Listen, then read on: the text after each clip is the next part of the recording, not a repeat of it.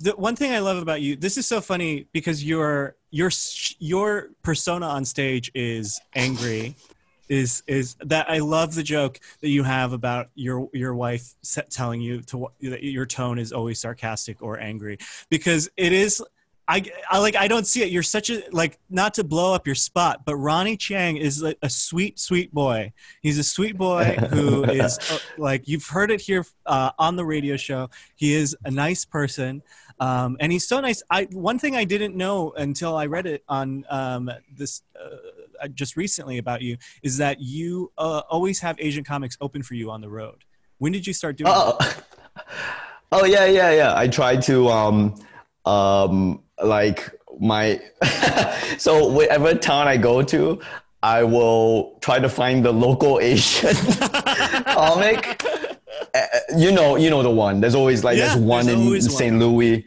This is very self-serving, but it's like, man, if I don't get the Asian opener, who's gonna do it? Yeah. You know, if I'm lucky enough to be headlining in this venue, which there's not a lot of Asian headliners, if I don't ask for the local Asian dude, who's gonna get that guy on? You know, so sure.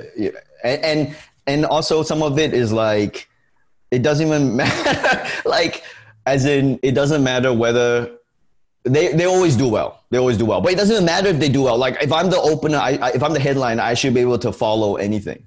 So, you know, there's no reason to not do it, is what I'm saying. You can't point to inexperience. You can't point to whatever. It's like, if the local comic will have 10 minutes, you know it, because we do comedy. We know they've got the killer 10, and then just come on and do it on this, you know, come and do it on my show, and then everybody wins. I will say the one week that I ate shit, the worst headlining week of my entire career was in Phoenix, Arizona at a comedy club, where I did get the one Asian to feature for me for the entire week. And I got the one like pro-Trump Asian in Phoenix to open for me.